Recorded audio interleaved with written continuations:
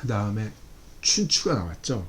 춘추는 여기 전거가 잔뜩 들어가 있어서 일단 춘추는 본문만 읽고 뒤에 정리를 다 한 다음에 다시 돌아보도록 하겠습니다. 춘추는 변리라. 일자 현의한이, 현으로 읽어요. 현의한이 오석육익은 이상략으로 성문하고 치문양관은 이선후로 현지하니 그 완장 지회는 량이수의라.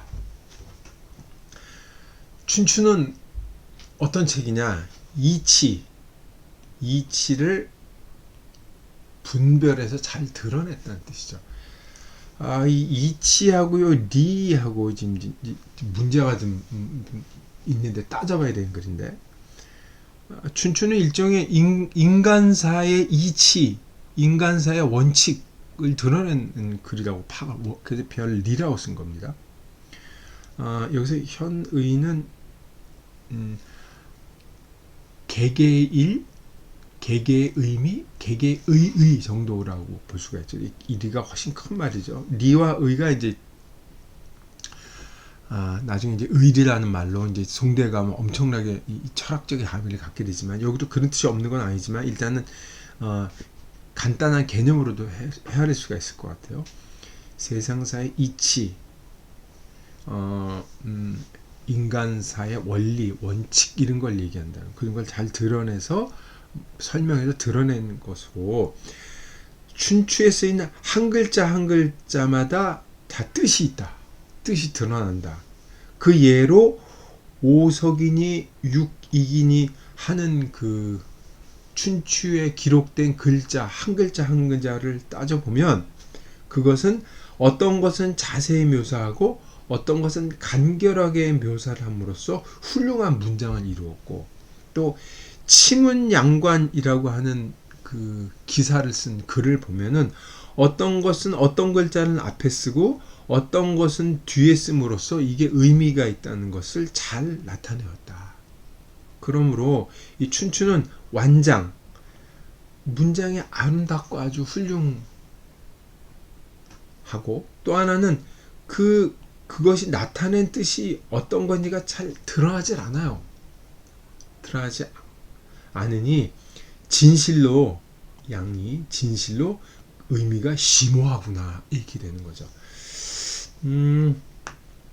여기 춘추는 제가 이렇게 해석을 해드렸지만 이렇게 설명해도 아무 사실 의미가 안 들어와요. 이 오석육익 치문양관 이거를 이해 못하면 뭐 이거 하나만 하고 그다음에 완장지회도 이 전거가 있는 말이죠. 그래서 일단 춘추는 요 정도로 하고 그런 것이다. 춘추가 중요하기 때문에 그렇습니다. 제가 고사를 다 갖고 왔는데 잔뜩 길기 때문에 이거는 다 끝내고 다시 오는 걸로 하도록 하겠습니다. 그래서 이제 5가지를 얘기를 했죠. 역과 서와 역, 상서, 시경, 예, 그리고 춘추 이렇게 얘기를 했죠. 이제 정리를 하는 거죠. 상서는 상서즉 남문역외의 심리 즉 창하고 춘추는 즉 관사립효나 방의 방은이라 차 성문지 수치요 표리지 이체자야라. 해석을 일단 하겠습니다. 상서는 남문 글을 쭉 한번 읽으면 수수께끼가 돼. 이게 무슨 소리야? 알 수가 없습니다. 심하게 괴변 같기도 한다는 얘기는 괴변 나쁜 뜻이 아니고 무슨 소리인지를 모르는데 그 이치를 찾아보면 환하게 분명하게 드러나는 게 상서의 글이다. 춘추는 관사이표. 춘추는 그 글을 보면 곧바로 알 수가 있어요. 근데 그 뜻을 찾아보면 곧바로 뜻이 숨어버립니다. 그래서 상서와 춘추는 정반대되는 말이라는 걸 하는 거죠. 이렇게 쓴 것은 성문지 수치, 성인이 쓴 문장이라 보통 이제 공자를 낸다는 얘기를 했는데, 뭐 성인이 쓴 문장 이렇게 얘기해야 되고, 뭐 성스러운 문장이라 읽어도 되지만, 이것은 성인이 쓴 문장이 수치 다르게 이루어진 것이며, 글의 성질이 다르고 나타낸 것이 다르면 다른 형식을 통해서 나타낼 수밖에 없다는 거죠. 도달점이기도 하고 의도가 다르기 때문에 이렇게 될 수밖에 없다는 거예요. 다른 것이고 겉과 속이 다른 형식을 쓴 것이다. 지금 5개의 경전을 얘기를 했는데 여기서는 상서와 춘추를 얘기했기 때문에 나머지 시와 역과 그 예는 어디 갔느냐, 그래서 여기 중간에 무슨 빠진 글이 있다라고 볼 수도 있는데 후대에 뭐 그렇게 얘기하는 사람도 있지만 다른 사람은 여기서 지금 문제가 되고 있는 건 상서와 춘추이기 때문에 상서와 춘추에 대해서 따로 특별한 논의를 벌인 것이다라고 얘기하는 사람도 있어요. 저는 후제 의견을 따르도록 하겠습니다.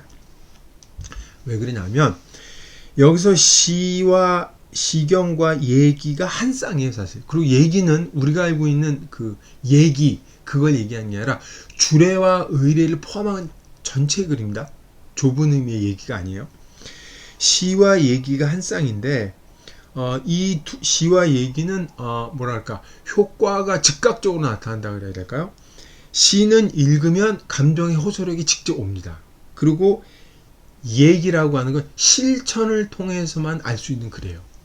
요건데 성격이 다릅니다. 근데 춘추라고 하는 것은 인간의 이해력, 인간이 해석해야 되고 똑바로 알지 않으면 언더스탠딩이라는 작업이 필수적으로 들어갑니다. 그러니까 즉각적으로 효과가 있거나, 그러니까 읽어서 알거나 아니면 그 행동에서 아는 것과는 완전히 종류가 다른 글이죠. 그렇기 때문에 상서와 춘추가 문제가 되는 건데 상서와 춘추는 정상반되는 글이에요.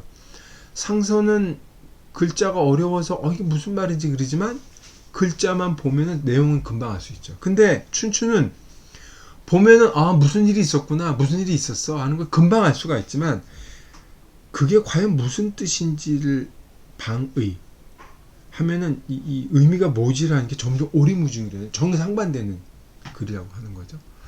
이 두 개, 상서와 춘추가 얼마나 다른 글이고 얼마나 지향점이 상반되는지 아는 거를 수치라고 했고 표리지 이체라고 얘기를 한 거죠. 그렇죠? 도달한 지점도 달랐고 사실 겉과 속에서 이 형식을 쓴 것도 다르다는 거죠. 이게 상당히 중요한 의견이라고 생각을 합니다. 옛사람들이 글을 보는 눈이 이렇게 이제 정밀하죠. 상서와 춘추. 맞는 말일 거예요. 우리 보통 상서를 어려워하는데 상서는 사실 어려운 글이 아닙니다. 춘추가 서사 때문에 재밌다고 생각하지만 이게 상당히 까다롭다고 생각을 했죠. 그리고 이제 5가지 이 경전에 대한 총괄하는 겁니다. 지, 근저, 반십, 지엽, 준, 무하니 사약이 지풍이요 사근이 유언이라 시로 왕자수구나 염이 일신이라 후지는 추취이 비만하고 전수는 구용이 미선하니 가위 태산편우 하윤 천리자라고 하겠다 이런 얘기죠. 여기 지자가 있는데 이 주어가 지금 빠져 있죠. 오경이라는 얘기죠. 지금까지 읽은 오경은 지근 반심하고 지업 준무하는 데까지 이를 정도라 이런 얘기죠. 비유적인 표현이니까. 오경은 저도 뿌리죠. 뿌리가 엉켜 있는 거죠. 굵은 뿌리가 엉켰고 깊이 뿌리 내렸으며 거기다가 지엽 가지와 이파리가 무성하다는 뜻인데 이게 주는 여기서 이제 길다는 거죠. 나뭇가지를 길게 뻗었고 나뭇잎도 무성하게 열려 있는 것과 똑같으니 말은 간결하지만 뜻은 풍부하고 거기서 얘기하는 것은 우리 근사록이라 그러죠. 논어에서 얘기하는 일은 가까운 데서 가져왔지만 일상생활에서 보는 일에서 가져왔지만 그 비유 그것이 이 얘기하고자 하는 것은 멀리까지 공간적으로 시간적으로 멀리까지 미친다 이 얘기죠. 그렇기 때문에 왕자수구나 이 왕이라는 것은 옛 것이지만 전해 내려온 거죠. 옛부터 전해 내려온 것이 아주 오래된 것이긴 하지만 그 남은 맛이 지금도 그 남는 맛이 날마다 새롭다. 이거를 듣고 읽으시는 선생님들께서는 고전을 읽으시거나 그러실 때 오래된 글을 읽을 때마다 여미가 일신하신지 모르겠습니다. 일신하고 싶어요 저도. 근데 잘 안 되는데 여미가 일신하다고 얘기를 한 거죠. 이게 고전의 생명력을 이렇게 멋지게 얘기한 거죠. 그래서 후진 추치 비만하고 후진은 후대 사람들은 후대에 가서 미루어서 경전에서 취한다고 한들 늦은 게 아니고 옛세대라 그래도 1000년이 넘은 글이지만 쫓아가서 이거를 여기서 뭘 배워서 가져온다면 늦은 게 아니고 전수 앞에서 훌륭한 숫자 뛰어난 사람들이에요. 앞에 있던 훌륭한 선배들이 오랫동안 썼지만 그들이 이것을 다 다 가져 썼다거나 아니면 혼자 굉장히 일찍 다 소모해 써버렸거나 그런 게 아니라는 거죠. 그러하니 오경의 생명력은 태산이 두루 비를 뿌리고 황하가 천리나 되는 그 넓은 땅에 물로 적셔주는 은혜를 베푸는 것과 똑같다 이런 얘기죠. 사실 태산편우나 하윤천리 같은 경우는 이제 육아에서 흔히 말하는 교화의 이미지입니다. 훌륭한 임금이 백성을 교화시키고 세상을 이 훌륭한 풍속을 갖도록 만드는 것은 태산이 온 세상에 비를 뿌리고 황하가 천리화되는 농토에 물을 주듯이 교화하는 덕으로 교화하는 것, 덕교 그것을 비유하는 것이면 갖고 와서 이렇게 나타낸 것이죠. 맨 마지막 문장은 뭐 크게 어려울 건 없지만 비유가 좋죠. 그 오경에 대한 그 효과와 지금도 어떤 그 의의를 갖고 있는지 잘 요약한 글이라고 할 수가 있겠습니다.